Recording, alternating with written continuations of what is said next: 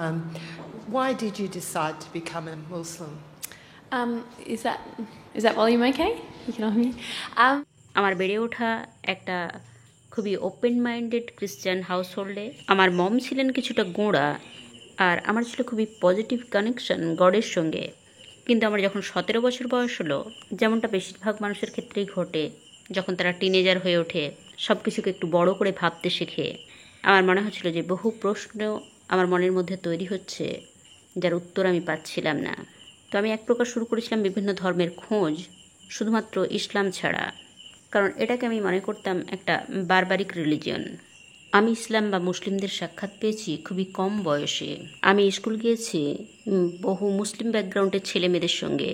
আমি গিয়েছি ফ্রেঞ্চ স্কুলে, আর তাদের অনেকেই ছিল North African backgrounds, Moroccan, Algerian, Senegalese, তারপর লেবানন ব্যাকগ্রাউন্ডস।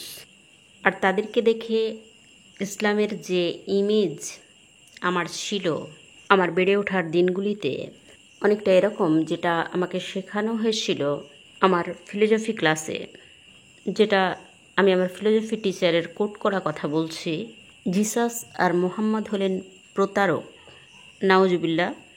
অনেকটা এটাই শিখিয়েছিলেন আমাদের ফিলোজফি টিচার আমাদেরকে। আর আমাদের শিক্ষার আলোকে ধর্ম কি এটা সম্বন্ধে যা জেনেছিলাম তা ছিল, এটা লোককথা, এটা থেকে দূরেই থাকো, যা মানুষকে বেঁধে রাখে বা পেছিয়ে রাখে এক প্রকার মানসিক মুক্তি হতে। এটাই ছিল সত্যি ইমেজ ধর্মের, যা ছিল আমার ইউনিভার্সিটি যাওয়া পর্যন্ত।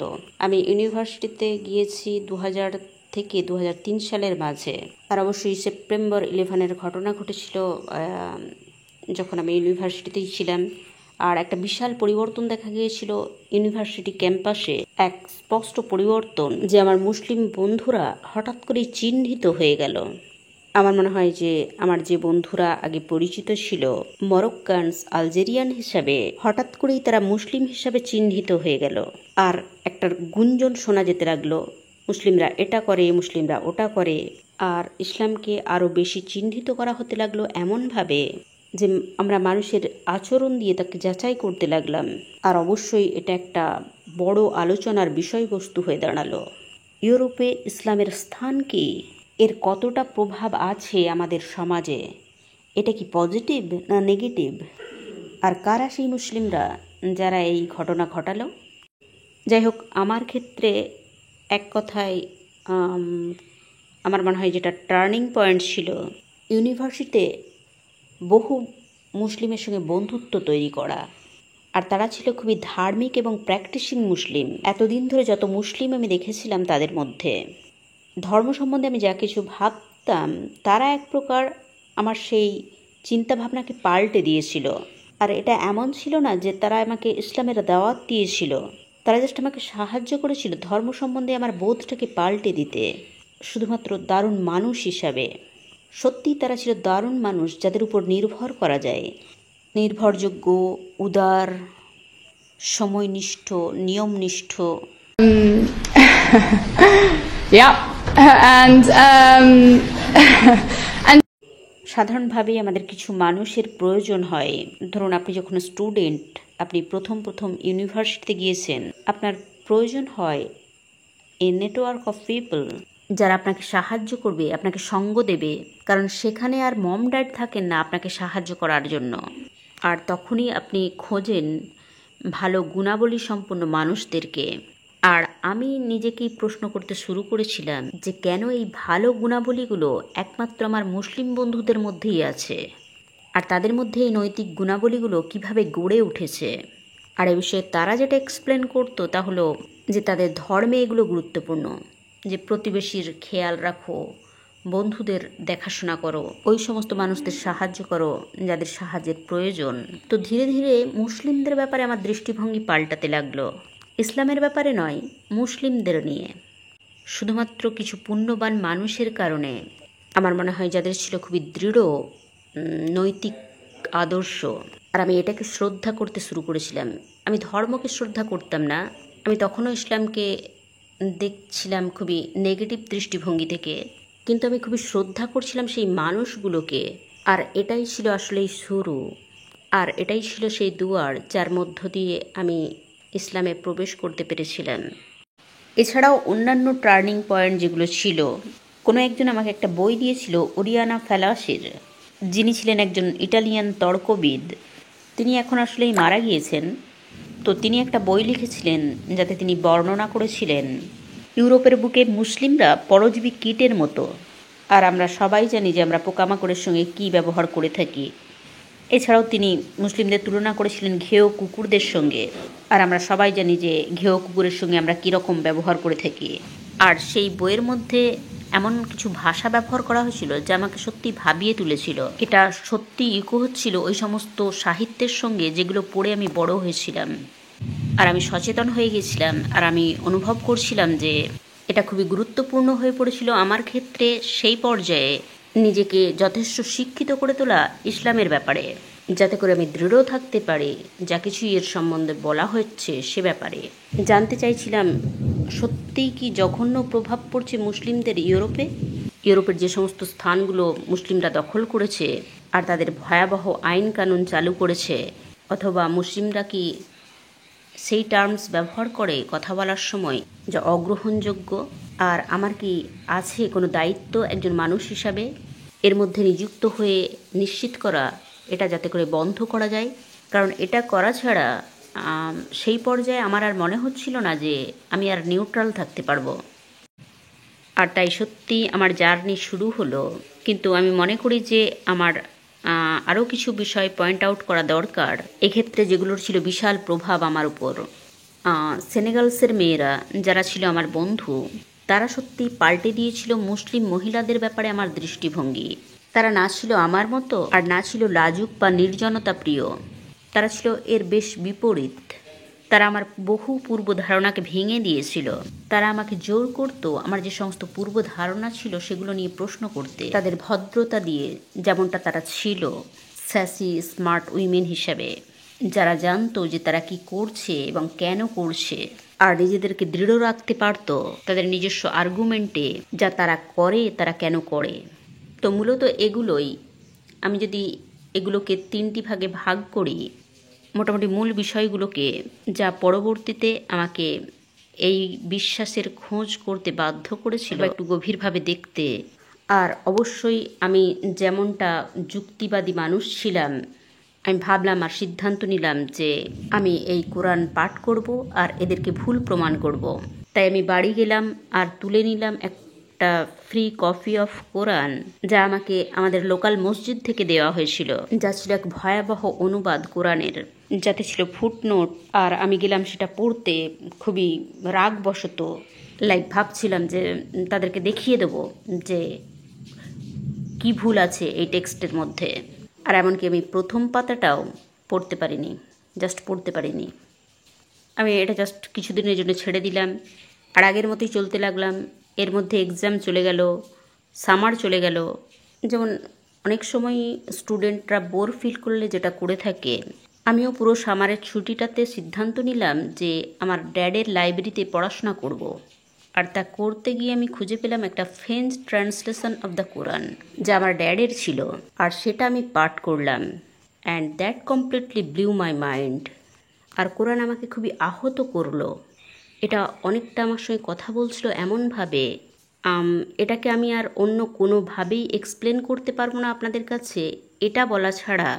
এটা একটা বই, কিন্তু নিশ্চিত রূপে এটা শুধুমাত্র বই নয়, এটা একটা বার্তা, কয়েকটা পাতায় মোড়া, কিন্তু এটা ছিল সার্বজনীন বার্তা। এর পৌঁছ ছিল বহু দূর দূর পর্যন্ত। কিন্তু সবচেয়ে বড় এর বিশেষত্ব যেটা আমার মনে হয়েছিল, সেই বিশেষ পর্যায়ে, সেই বিশেষ সময়ে এটা মানুষের অন্তরের সঙ্গে কথা বলতে সক্ষম, আর এটা নির্দেশ করে বিশেষ বিশেষ সমস্যাগুলোকে। আর আমার ক্ষেত্রে এটা ছিল খুবই মুভিং এক্সপিরিয়েন্স। আমি আরও উল্লেখ করতে চাই, সেই সেনেগালের সিস্টারদের সঙ্গে ডিবেট অথবা আলোচনার অংশ হিসাবে আমি তাদেরকে কনভিন্স করতে চেষ্টা করেছিলাম এই অপ্রেসিভ পোশাক আশাক যা তারা পরে আছে, সত্যি সময় এসে গিয়েছে এটা পাল্টে ফেলার, আর 21st সেঞ্চুরির মতো করে জীবনযাপন করা উচিত। আর তারপর আবিষ্কার করলাম যা কিছুই আমি জেনেছি ফ্যাশন সম্পর্কে। আর অবশ্যই আমাদের আলোচনাটা খুবই ইন্টারেস্টিং হয়ে উঠছিল। আসলে এই আলোচনাটা শালীনতা নিয়ে ছিল না, আমাদের আলোচনাটা ছিল যে মহিলা হিসাবে আমাদেরকে কোন পোশাকটা শক্তিশালী করে তোলে। আর একদিন তারা আমাকে সাজেস্ট করলো, অবশ্যই তাদের আর্গুমেন্ট যেটা ছিল যে তুমি যদি ছোট পোশাক পরো তাহলে তুমি মানুষের দৃষ্টি আকর্ষণ করবে তোমার শরীরের প্রতি। আর এটাই অবভিয়াস সত্য কথা যে আমরা নিজেরাই নিজেদেরকে অবজেক্টিভ করে তুলি যখন আমরা ছোট পোশাক পরি, আর মূলত আমরা পুরুষদের দৃষ্টি আকর্ষণ করতে চাই। আর এটা আমাদের বুদ্ধিমত্তাকে চাপা দিয়ে দেয়, আমাদের ইন্টেলেকচুয়াল ভ্যালু কমে যায়। আর এটা সত্যি এক প্রকার আমাদের বৌদ্ধিক শক্তিকে ডমিনেট করে। তো তারা আমাকে একটা চ্যালেঞ্জ ছুঁড়ে দিল, কেন তুমি বের হও না একদিন আবায়া এবং হিজাব পরে পাবলিক প্লেসে। অবশ্যই আমি পুরোপুরি রূপে পর্দা করিনি, আমি পরেছিলাম লিটল অ্যাবান্ডানা আর ব্যাগি ক্লোথস। তো আমি সত্যি দেখলাম যে আগে আমি যেভাবে ছোট পোশাক পরে বের হতাম আর সমস্ত জায়গায় খুব দ্রুত অ্যাটেনশন ড্র করতে পারতাম, নিশ্চিত রূপেই আমার শরীর প্রদর্শনের জন্য, ব্যক্তি হিসাবে নয়। তারপর হিজাব পরে দেখলাম এটা অনেকটাই কঠিন। ছোট পোশাক পরে এটা সত্যি অনেক বেশি সহজ হয়ে যায়। আপনি দেখবেন আপনি হয়তো বাস পাচ্ছেন না, আপনি একটু চোখের পাতা ফেললেন, চুলটাকে নাড়িয়ে দিলেন আর বাস আপনার সামনে এসে দাঁড়িয়ে যায়। কিন্তু হিজাব পরে এটা ঘটে না যতক্ষণ না বাস ড্রাইভার হয় মুসলিম। So I think it was a really interesting. তো এটা ছিল সত্যি একটা মজার অভিজ্ঞতা এটা বোঝার জন্য। যদি আপনি সত্যি ছোট পোশাক পরেন, যে দৃষ্টি আকর্ষণ আমরা করতে পারি সেটা আসলেই ফিমেল সেক্সুয়ালিটি, যেটাকে আমরা একটা টুল হিসাবে ব্যবহার করি পাবলিক প্লেসে। একজন ব্যক্তি হিসাবে গুরুত্ব পেতে গেলে আপনাকে অনেক বেশি পরিশ্রম করতে হয়, অতি সহজেই আপনি কোনো কিছু পেয়ে যান না। আপনাকে হতে হয় ভালো মানুষ, আপনাকে সত্যিকার অর্থে কাজ করে দেখাতে হয়, আর শিখতে হয় আপনার নিজের কথা রাখা। কারণ সর্বোপরি এগুলোই ম্যাটার করে একজন ব্যক্তির পরিচিতি হিসাবে। তারা মানুষকে সাহায্য করে আর তারা নিশ্চিত করে অন্য মানুষের সঙ্গে সেই ব্যবহার করা যেমনটা তারা আশা করে তাদের সঙ্গে মানুষ করবে। তো আমার ক্ষেত্রে এটা ছিল খুবই শক্তিশালী এক জার্নি একজন মহিলা হিসাবে। এটা আসলেই এমন কিছু, যদি আমি ইসলাম গ্রহণ নাও করতাম, আমি যদি এটাকে একজন ফেমিনিস্ট হিসাবেও দেখতাম, মহিলাদের ব্যাপারে ইসলামের ধারণাটাকে আমি গ্রহণ করতাম। আর অবশ্যই আমরা জানি হাদিসে বলা আছে, আল্লাহ আপনাকে বিচার করবে না আপনার বাহ্যিক রূপ দ্বারা, বরং দেখবেন আপনার অন্তর আর দেখবেন আপনার আমল। আর আমার ক্ষেত্রে এটা খুবই শক্তিশালী এই দৃষ্টিভঙ্গি থেকে পৃথিবীকে দেখা। আসলে ইসলাম গুরুত্ব দেয় না আপনার ধনাঢ্যতাকে, আপনার ব্যাকগ্রাউন্ডকে, আপনার স্ট্যাটাসকে, আপনার বাহ্যিক রূপকে। অবশেষে আপনি যা নিয়ে সেই বিচার দিবসে পৌঁছাতে পারবেন তা হলো আপনার ভালো আমল। আর এর থেকে বেশি সাম্যতা আর কিছুই হতে পারে না। আমি অবশ্যই 19 বছরের আগে ইসলাম গ্রহণ করিনি, কারণ আমি সত্যিই চিন্তিত ছিলাম যে আমার ফ্যামিলি এটাকে কীভাবে নেবে। বিশেষ করে আমার মম, সে একমাত্র আমাকে এবং আমার মেয়ে ছাড়া আর কোনো মুসলিমকে দেখেনি। আর এটা মোটেও ইসলামের প্রতি অনুকূল দৃষ্টিভঙ্গি ছিল না। কিন্তু আমার মনে হয় আমি এমন একটা পর্যায়ে পৌঁছে গিয়েছিলাম যখন আমার বয়স হলো 19, ইসলাম আমার কাছে এমনভাবে অর্থবোধক হয়ে উঠেছিল যে আমি শুধুমাত্র অন্য মানুষকে খুশি করার জন্য আর বাঁচতে পারছিলাম না। তাই আমাকে নিজের জন্য সিদ্ধান্ত নিতে হয়েছিল আর আমি মুসলিম হয়ে গেলাম। Did you know your husband at that time? হ্যাঁ, আমি ওয়ালিদকে চিনতাম। তার সঙ্গে আমার সাক্ষাৎ হয়েছিল যখন আমার 16 বছর বয়স। কিন্তু এটা আমি সবাইকে বলতে ভালোবাসি, আমি অবশ্যই তার কারণে মুসলিম হইনি।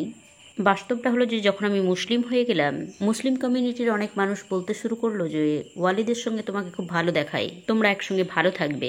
আর আমি বলতাম না না, আমি ইন্টারেস্টেড নই। তারপর একদিন আসলে এক রাত্রিতে সে আমাকে মেসেজ করেছিল তার ইচ্ছা প্রকাশ করে।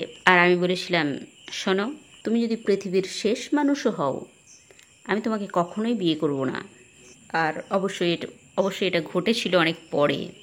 তারপর বেশ কয়েক বছর পর আমি উপলব্ধি করলাম যে আসলেই প্রত্যেকেই সঠিক, সে সত্যি খুবই ভালো ব্যক্তি। আর এটা আমার সৌভাগ্য, না হলে আমি নিজের পায়ে নিজেই কুড়ুল মেরেছিলাম। সৌভাগ্যবশত ওয়ালিদ খুবই বড় মনের মানুষ। যখন আমি তার কাছে ফিরে গেলাম আর বললাম যে আমি একটা ভুল করেছি, আসলেই আমি তোমাকে পছন্দ করি, এক কথায় সে আমার সঙ্গে খুবই সফট আচরণ করলো। আসলে প্রতিটা শোয়েতে আমরা একসঙ্গে কাজ করছিলাম, প্রায় সবকটা ইন্টারভিউ আমরা একসঙ্গে করছিলাম, আর তিনি নিশ্চিত ছিলেন যে আমাদের স্টোরিটা বেরিয়েই আসবে। আর 7 বছর হয়ে গেল আমাদের বিয়ে হয়েছে, আর আমার কখনোই মনে হয় না যে আমি কোনো ভুল করেছি। There are many other activities and behaviours and perhaps attitudes that you formerly had that you or did that you don't now. আমি কখনোই ড্রিঙ্ক করতাম না, তাই এটা ত্যাগ করা আমার কাছে বড় বিষয় ছিল না। আসলে আমি তখনও ছিলাম খুবই ইয়াং, আমার বয়স ছিল মাত্র 19 বছর, তাই আমার মনে হয় না যে আমাকে খুব বেশি পরিবর্তন আনতে হয়েছে। প্রথমত আমি ড্রিঙ্ক করতাম না, তাই এটা ত্যাগ করা আমার কাছে কোনো বড় বিষয় ছিল না। আর এছাড়া ইসলাম গ্রহণের পরও আমি আমার পড়াশোনা চালিয়ে যাচ্ছিলাম, আমার কাজ করতে পারছিলাম, বাইরে বের হচ্ছিলাম আমার বন্ধুদের সঙ্গে, সাধারণত সবাই যা করে থাকে। তো আমার মনে হয় আমার জীবনে অনেক বেশি বিষয় আমাকে যুক্ত করতে হয়েছে ত্যাগ করার পরিবর্তে। Okay, thank you. Thank you. All good that came from this is from Allah, and all errors are my own. Thank you for your time.